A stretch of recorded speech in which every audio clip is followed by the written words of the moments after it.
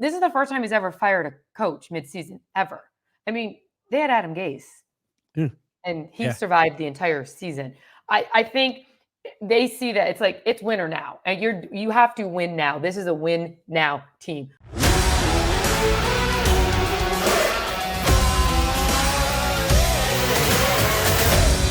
Hey, everybody. Welcome back to the Buffalo Plus YouTube channel presented by Connors and Ferris. I'm Mike Catalana. We have a special guest for you. We are going to introduce her in a second. Please make sure to like, comment, and subscribe. As always, we appreciate all of our subscribers and all of our watchers and listeners. Okay, we have a special guest back. She is a friend of the pod. She has been on several times with us before. She covers the New York Jets.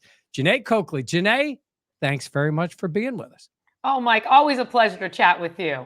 Yeah, we talked a lot. We talked at the Combine. We talked last season. We're getting ready for Bills and Jets this year. And then the Jets are making it fun once again, aren't they? They are. Full disclosure here. We were talking on Tuesday. We were all set. You had gotten back from London from the game, and we were like, Tuesday should be fine. And then about 5 minutes later, you text me and go, something's going on here. Oh, they fired the coach. Yes. So what was that like? Mike, everybody's in shock. Like, I still can't believe it actually happened. And a bunch of the players talked today, and they're like, they found out, like Thomas Morstead found out from a neighbor texting him. CJ Mosley was in the building getting treatment. It popped up like on his screen. Like, someone texted me and was like, Saleh fired, ? And I was like, haha, jokes. What joke's on you? What are you talking about? And I go and see Schefter's thing. I had to even make sure it wasn't like a fake Schefter tweet because I just didn't believe it. I mean, it's crazy. I mean, but the Jets are a win now team. I mean, Woody Johnson said it.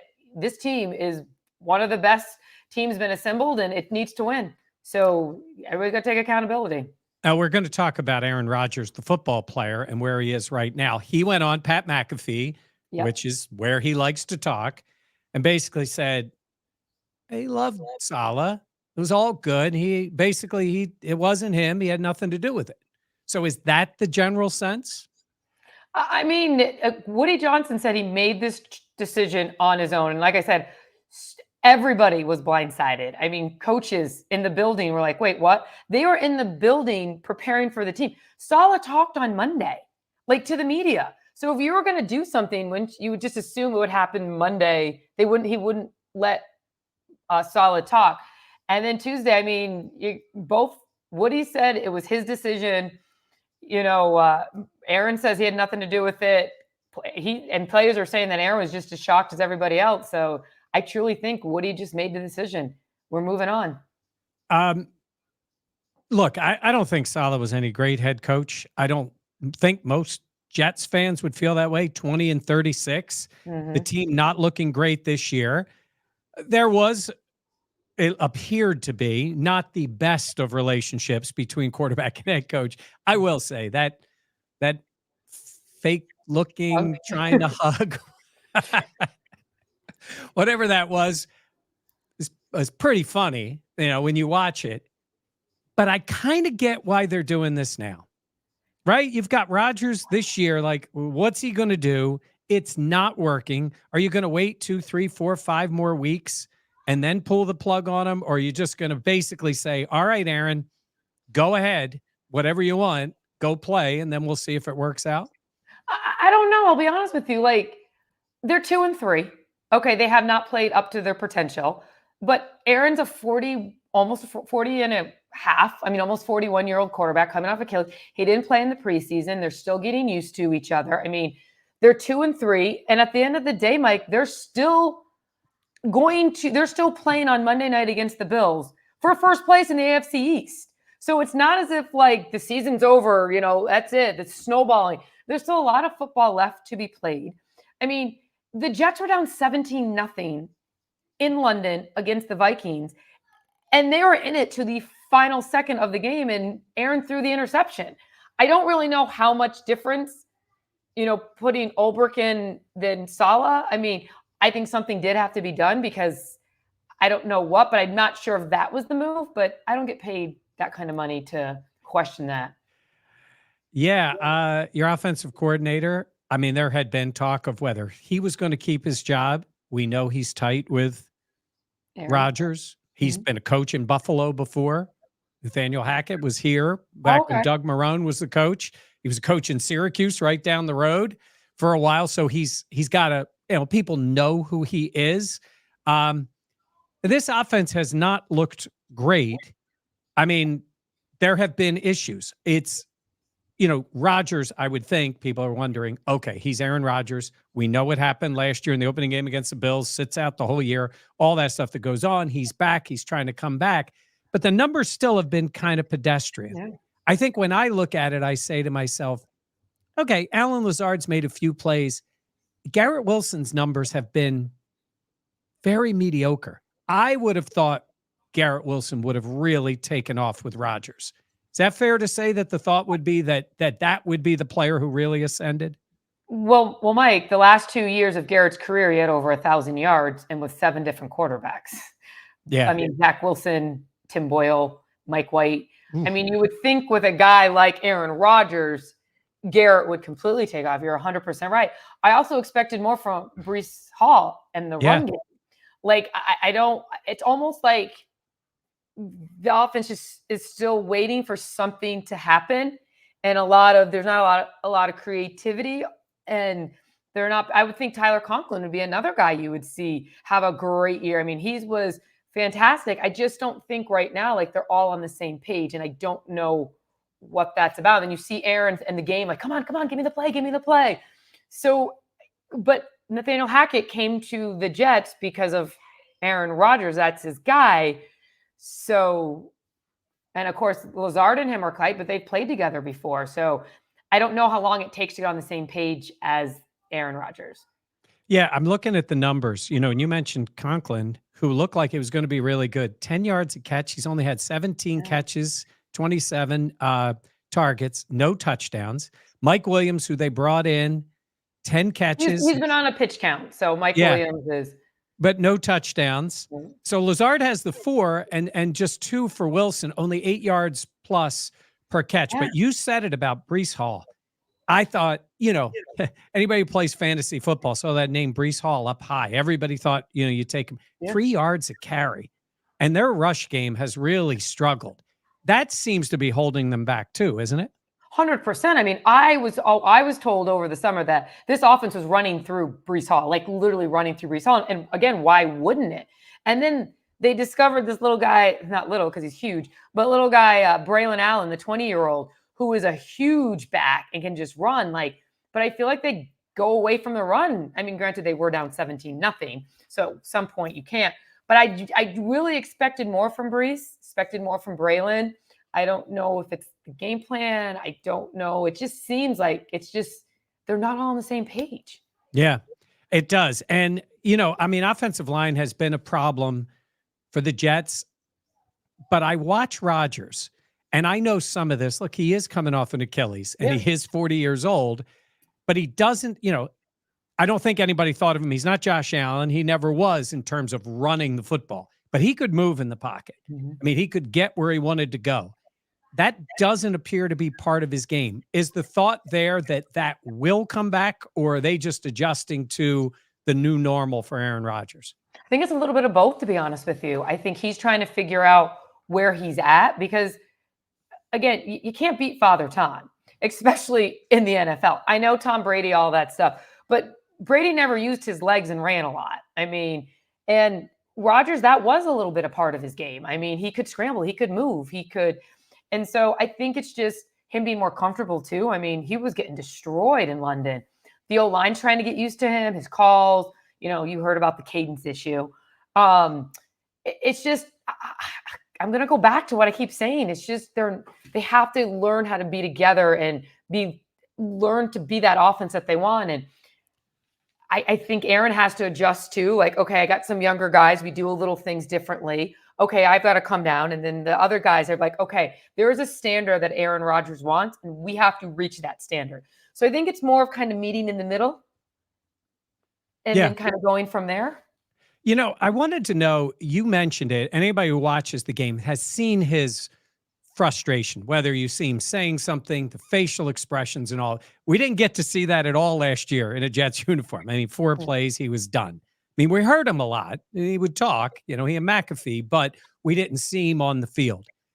It seems to me, I mean, I watched him play for the Packers. It seems to be more of that than we had seen previously. And I know he's trying to get a comfort level there. When you talk with him or you see him, do you sense that has built up in him in terms of a frustration of, he's got his offensive coordinator. He does have one of his wide receivers and a great young one with him. He's got a great back.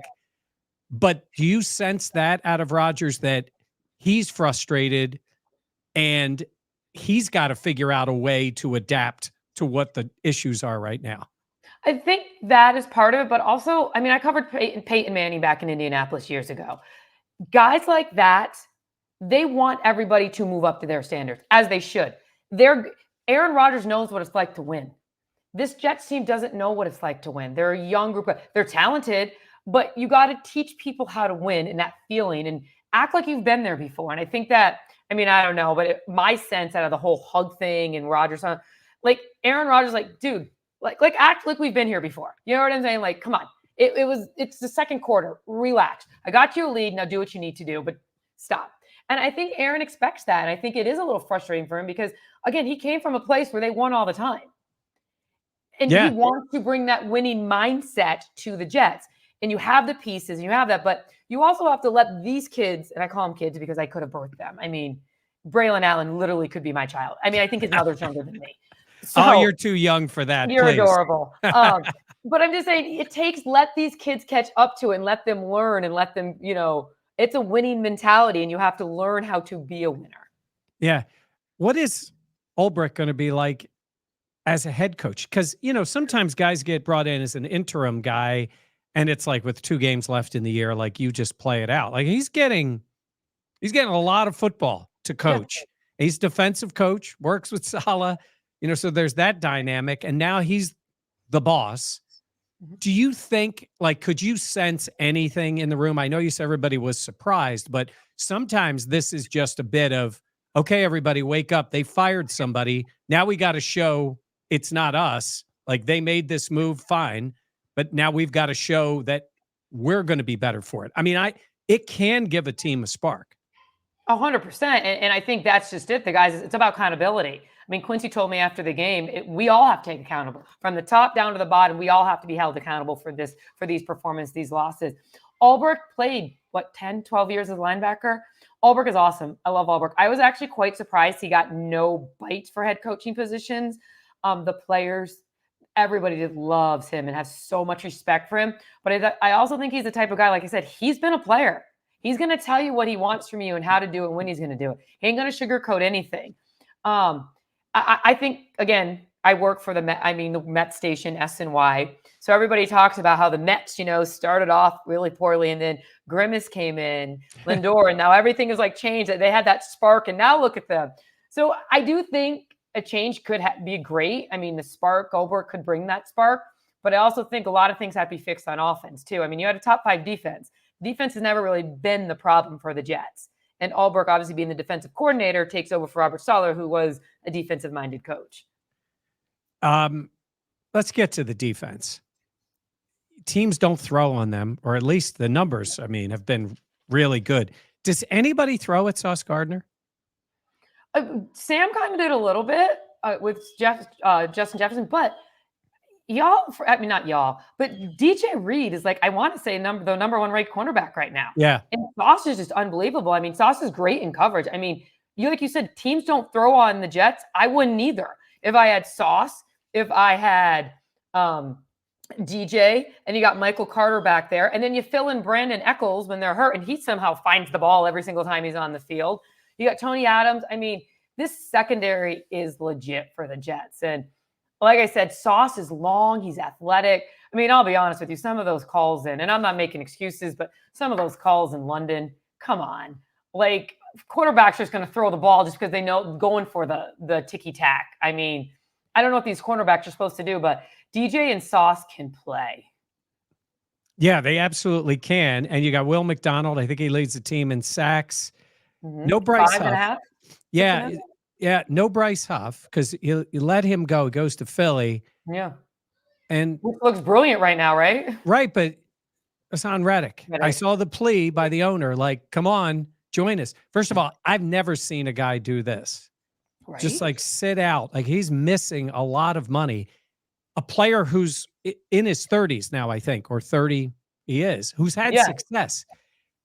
Now, obviously he's not going to play Monday if it came back, but any sense that there's anything going on that they can get him back? I don't think, I mean, why are the Jets going to pay him? You know what I mean? At this point, their defense is still doing, I don't think he's going to make the difference between, oh my gosh, this is why they're losing.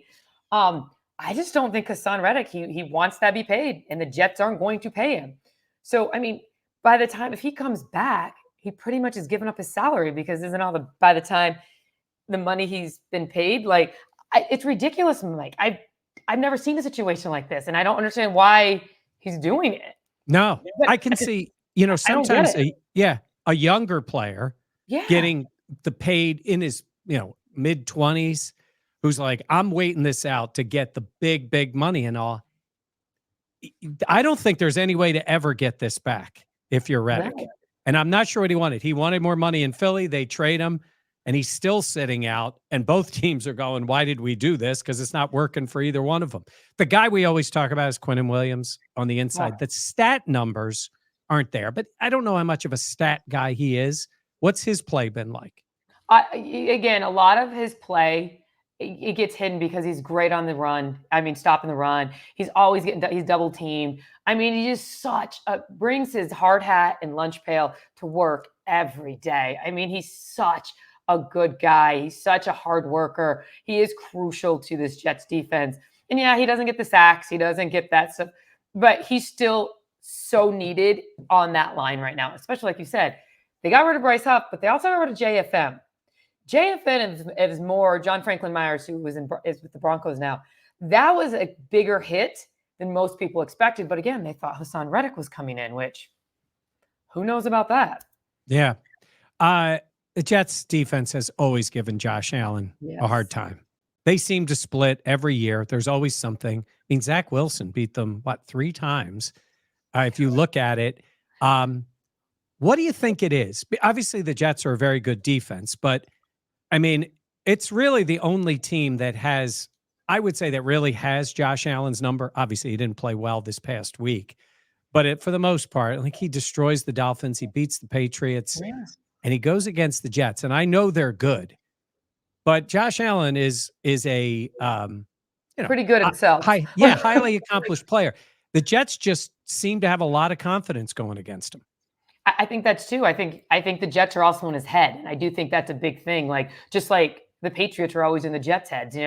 I think the defense, I think they can, Robert Saleh and, Ulbrich's defense now, I think the way they mix things, disguise things, I think they know how to play Josh Allen. And so, like you said, there's always a game that the Jets are going to beat Josh Allen. Has he ever swept the Jets? I don't think so. No, I don't think it was a sweep. And, I mean, they did lose one time. It was late in the year. They didn't play the starters. But even beyond that, I mean, look at last year's first game after he went out and they lost. When was the last time he won at MetLife Stadium? Ooh. Has he? Oh, I should know this. I'm trying. Oh, yeah, he did win. The Bills opened the season back-to-back games at MetLife. They beat the Giants and the Jets to start the year. So that was 2019, I believe. Okay. Yeah. Isn't that something? They started with basically back-to-back, the way that ended up. And they're like the real New York team starting in like New Jersey. In Jersey to play the teams called New York, which is kind of funny. All right, your owner says it's the most talented Jets team ever. Yes. Is that fair? I mean, you've been around them a while. I mean, I guess we can go back, 15 years. Teams, yeah. But again, I mean, I don't know. You're going to have to. The Wesley Walker, I've always heard the Marty Lyons, the Wesley Walker, were Gastineau and all those guys. That year they should have won the Super Bowl. I've always been told like that was the most talented team. Listen, it is on paper. This is an extremely talented team. Is it the best assembled? I don't know if that's actually fair to put that pressure on them, But yeah, they're good, and they should be better than what they are. I mean, you can't let Bo Nix beat you at home. Oof, yeah. That's just the way you can't let that happen. And you can't I mean, the Tennessee game, it was down to the wire. I mean, but this team, there's something, they're like just kind of far apart the offense. And you just like, come on. You got Garrett Wilson, you got Mike Williams, you got, Tyler Conklin, you got Breece Hall and Braylon Allen. You have two of the best running backs in the NFL. Use them. You got this line with Tyron Smith and AVT's back healthy, and Morgan Moses and Olu Fashanu, the rookie. You got guys on the line now because it's always been the offensive line that's had the problem. And they have struggled the last couple of games. I'm not going to say, Rodgers has been destroyed. But I don't understand why this offense can't seem to put the numbers up. Yeah. And Aaron Rodgers, let's not forget, you have this 4-time MVP. Like, granted, he is older. He does have Achilles. But the man can throw the ball still. Yeah. Oh, no. And the man knows the game better than anybody. It was something. Yeah, it was something to see him at the end of the game. The Jets did that with, or the Vikings, what they call the field goal of death, when you kick it to go up by 6 late, and then the other team has a chance. And we were all in Houston watching the game going, Jets are going to drive down and win this. And they started to move, and then they end up throwing the pick, but he has gotten a lot of pressure. I wanted to ask you this. So last year, the Bills played in London. They traveled late for the week. Now, the issue was their opponent, the Jags, were there the entire week because they had played back-to-back games. They had played the week before, and then they were playing that week. So the Bills came in. They flew in. A lot of people thought that was an issue for them because it was like they flew in Thursday, stayed up, blah, blah, blah, played the game. They lost. Now, in the case with the Jets and the Vikings, I think they both came in late, right? Yes, they both came in the same time. They both came in on Thursday. Yep, same schedule. The bigger issue, I thought, for the Bills, they came back home, which the league, I think, gives you an option to have the bye, and they decided to play, and they played the Giants, and that was not a good Giants team last year, and the Bills got very lucky to win. Right at the end, they held on and beat Tyrod Taylor and the Giants. Terrible. And it felt like the joke was the Bills still have jet lag a week later. I wonder if it impacts this team at all this week. I mean, the Bills are going to be playing their 3rd straight road game. It was a thing. Which is crazy, by the way. Yeah. 3rd straight. It's crazy. 3 straight on the road at Baltimore, at Houston, at the Jets. And they've lost the first 2. But that trip takes a lot. I know it.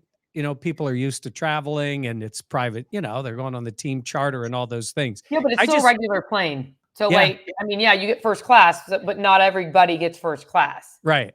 You're first class, right? Yes. First one on the plane line. Yeah, that's it. That's the way it goes.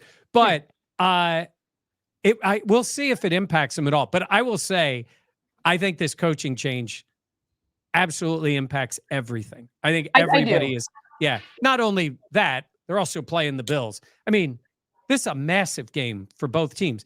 I mean, if the Bills can win this game, they go to 4-2. They have a win at the Jets, at the Dolphins. Not that the Dolphins had great, but it's a division win right away. You lose, they're both 3-3. Bills with 3 in a row, lose the head-to-head the first game to the Jets. So it's obviously got everybody's attention, and they know it's a big game, but it'll be interesting to see how the Jets are physically, if that has any impact, because I know it did on the Bills last year.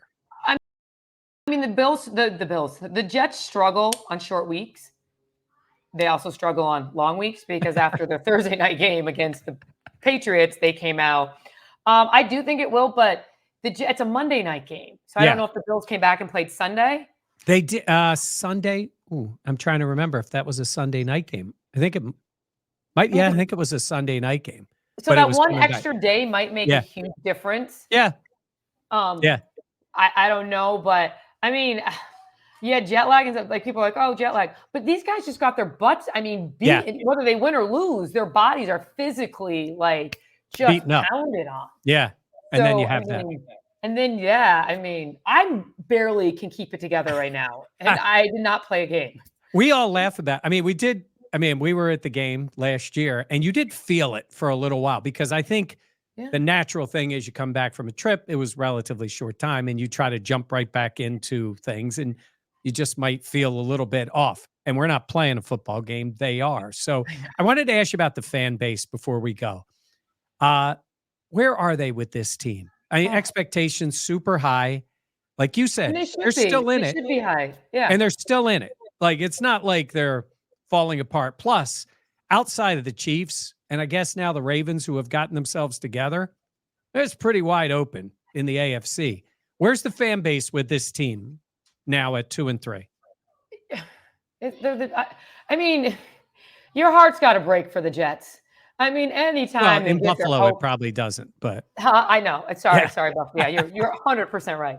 But it's just, I think they're cautiously optimistic, and I think they see it. Okay, Woody's trying to put let's do this. Like, this is the first time he's ever fired a coach midseason ever. I mean, they had Adam Gase, and he survived the entire season. I think they see that it's win or now, and you have to win now. This is a win now team, so let's do it. I think they have a lot to cheer for, and they're excited. I mean, MetLife Stadium was awesome that Thursday night game against the Patriots. I mean, it was just, I think they held their breath when Rodgers, ran out and was playing. But I think the fans just want so desperately to win. Now, a lot of Jets fans are Mets fans. So right now, they can cheer for their Mets. So I think that somewhat helps. But I think if they go out, the Jets come out with Ulbrich, win on Monday, first place of the AFC East, the Jets are going to the Super Bowl. Because that's the way Jets fans are. You win, you're going to the Super Bowl. If you lose, oh my gosh, fire everybody. This is it. There's another year. Here we go. Jets being the Jets. I'm like, all right, guys, there's still a lot of games left. A lot of games. Now, we can revisit this topic when we play the last game of the year, second to last game of the year? Second to last, I think it is. Yeah. Yeah. That'll be then. Might be a whole different fan base. Well, Angry, you said bitter. fire everybody. They did fire the coach, and it'll be fascinating to see how the team responds. Wait, how's Josh Allen feeling? I haven't He paid is much beaten attention. up. I've had other stuff. Yeah, he's beaten up. There was a lot of thought that he had a concussion. I don't believe he did. There's some people that think he did. He definitely hit his head. Yeah. Definitely went into the tent. He came out, got cleared, and that way seemed fine after the game. But he has gotten beaten up the last 2 weeks, both in Baltimore, got crushed on that terrible trick play call, and then the Texans hit him a bunch last week. He was 9 of 30 in the game. His wide receivers aren't helping him. It was a bad game for the offense. They did come back. They got it tied. There was the controversy of what they did at the end. Yeah, there's a lot going on with the Bills. By the way, you said your wide receiver position. Are you in that sweepstakes too? I've heard about. Yeah, the Devontae Adams thing is interesting because I think the Bills may look. He would be the best wide receiver on the Bills. I don't think there's any question. But I don't know if they want to jump in. My guess would be if you're Bean, the Jets are interested. You might want to be in it to at least maybe bump up the price tag if they're going to do it. I honestly would be surprised if the Jets don't do it, if it's not the Jets. I mean, why not? You're going to fire the coach. You got your 40-year-old quarterback. He wants the guy there. Make the move and live with it and see what happens. But honestly, I don't think wide receiver is a real problem on your team. You should be. I was just going to say they got Mike Williams for paying millions of dollars, Garrett Wilson, Alan Lazard. Yeah. But yes, I do believe the Bills have at least inquired. But unless the Raiders are going to take up some of the money, I don't think the Bills would go there. They've got some other issues, but definitely they are banged up. We'll see who plays this week. Ed Oliver's hurt. They've had Taron Johnson be out. We don't know about him this week. Khalil Shakir, who's been their best receiver, missed last week. As of when we're taping this on Wednesday, he did not practice on Wednesday. So they've had some injuries. They've been dealing with stuff. That extra day is going to be good for them. We'll see if they get them all back. So we'll see what happens in the game. So it's going to be fun. We will be down there. We will see you. Hey, just let everybody know when they can see you. A lot of people here, obviously, they get SNY. They get the channel. So let them know when they can see you and follow you leading up to the Jets game. So me alongside Bart Scott, we host Jets Game Plan on Thursday nights on SNY. Now with the Mets, making their little run, it's usually at 6:30, but they change it to 5:30 for tomorrow, Thursday. And then we do a pre and post game Monday, an hour before kickoff, and then right after kickoff. And then on Honda Sports Night, I do one-on-ones and stuff. But again, now with the Mets, the Jets are kind of taking a back seat. I mean, they're trying to steal some headlines. Trust me, they're working on it. Yeah. But with the Mets right now, Yeah, I know they own everything. I mean, being a Phillies fan, it has not been fun. Oh. Yeah, it's been rough. So in a little while, I'm going to go watch the Mets close this series out in 4. That's what I think is going to happen. But hey, I guess you never know, right? You never know what happens. So Jeane, this has been great. We really appreciate it. And we will certainly we will talk later in the year, and we will see you down in Jersey for the game this weekend. Sounds good. Thanks, Mike. All right. Jeane Coakley from SNY covers the Jets, does a great job, and a friend of Buffalo Plus. That's going to do it for us for this. Please make sure to like, comment, and subscribe. Remember, Thursday night, 7:15, Dan, Jenna, and myself, we will be on with our live podcast. Thanks for watching, and we'll see you next time on Buffalo Plus.